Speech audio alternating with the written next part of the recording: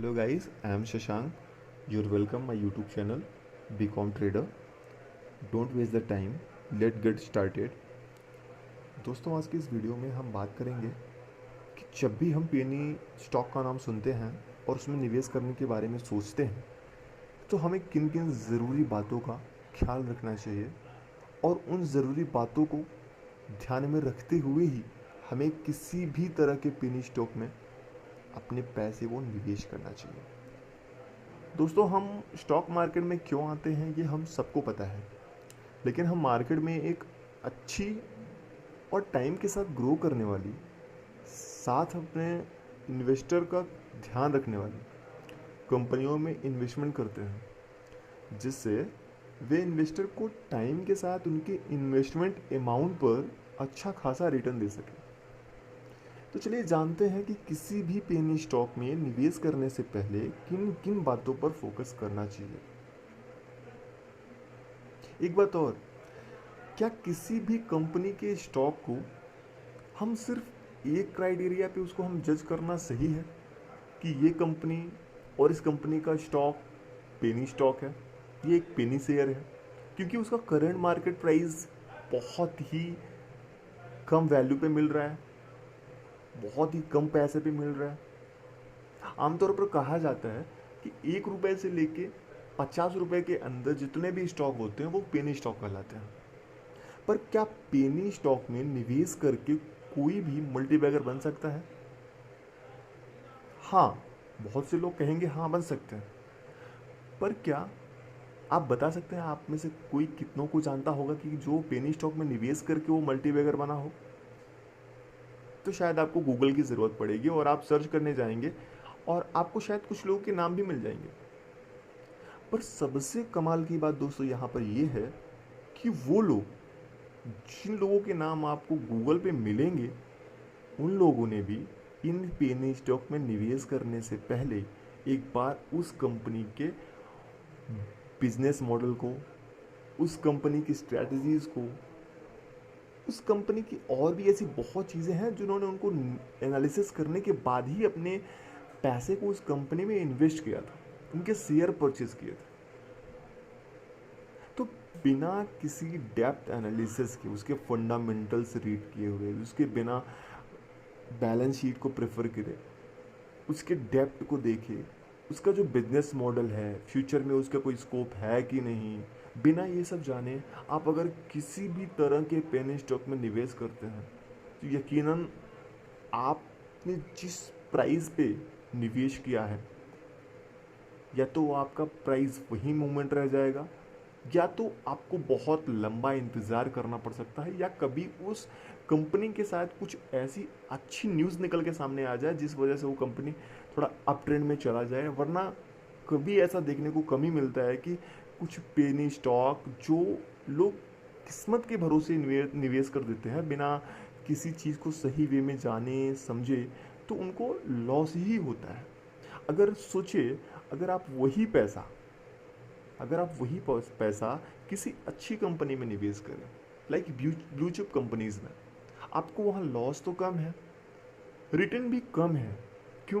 क्योंकि blue chip कंपनियाँ जो होती हैं उनमें जो मूवमेंट आता है वो रातों रात नहीं आता, वो स्लोली बढ़ती हैं।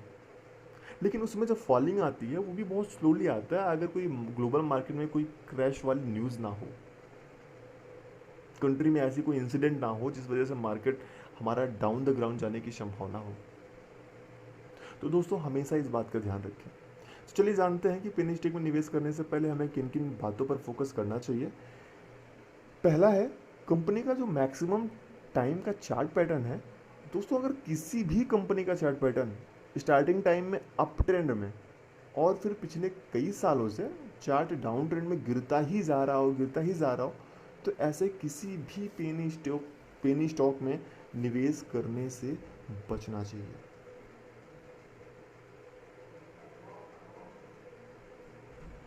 और अगर चार्ट का पैटर्न अप ट्रेंड और डाउन ट्रेंड, अप ट्रेंड ऐसे करके अच्छी रिकवरी के साथ फ्लक्चुएट हो रहा हो, तो आप इस कंपनी के साथ निवेश करने के बारे में सोच सकते हैं।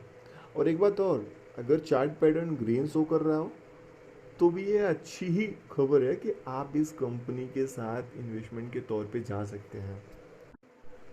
दूसरी बात है कंपनी का बिजनेस मॉडल।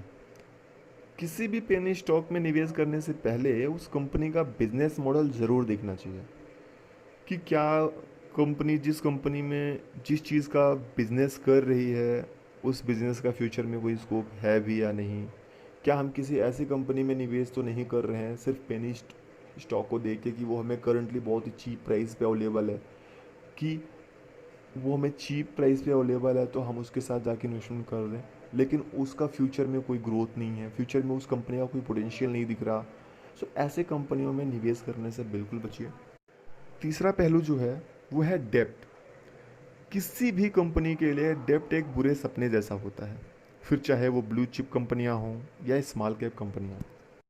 लेकिन डेप्ट डेप्ट एक ऐसा चीज़ है जिसे हम कर्ज कहते हैं, कि ब्लू चिप में भी जितनी भी कंपनियां हैं like Reliance, TCS, ITC, Wipro, ऐसी बड़ी बड़ी कंपनियां जो होती हैं लार्ज कैप की, इनमें भी डेप्ट देखने को मिलता है। पर ये कंपनियां डेप्ट फ्री होने का दम रखती हैं, और इसके पीछे जो वजह है वो ये कि इन कंपनियों का बिजनेस मॉडल और कस्टमर सेंट्रिसिटी, कोलाबोरेशन, मैनेजमेंट बहुत ही ज़्यादा स्ट्रांग होता है।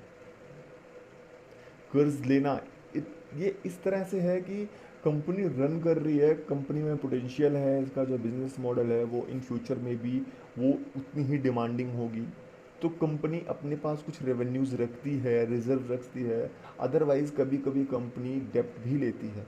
तो डेप्ट किसी कंपनी में शो कर रहा है तो ये बिल्कुल से गलत चीज़ नहीं है, डेप्ट होना भी कभी कभी अच्छा होता है, क्योंकि जिन कंपनियों में प्रोडक्शन होता है, कंपनियां वर्क करती हैं, उनको डेप्ट की ज़रूरत होती है। जो कंपनियों का प्रोडक्शन नहीं होता, जिनकी डिमांडिंग नहीं है, जिनका बिजनेस मॉडल अच्छा नहीं है, उनको डेप्ट की कोई ज़रूरत नहीं है। डेप्ट हो लेकिन उनके मार्केट कैपिटलाइजेशन से ज़्यादा ना हो।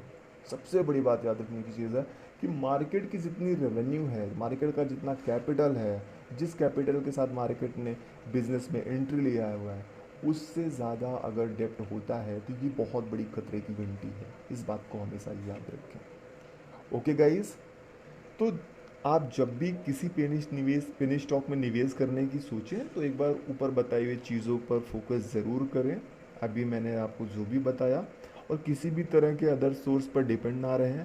खुद से किसी भी तरह के निवेश करने से पहले एक बार उस कंपनी के बारे में डीप में एनालिसिस ज़रूर करें। ये आपके लिए बहुत अच्छा होगा, क्योंकि कभी कभी क्या होता है हम दूसरे के ऊपर डिपेंडेंट रह जाते हैं और हमारी काफ़ी ज़्यादा हमें लॉस उठाना पड़ जाता है। So okay guys, thank you for watching this video. If you like this video, please like and subscribe. Thank you.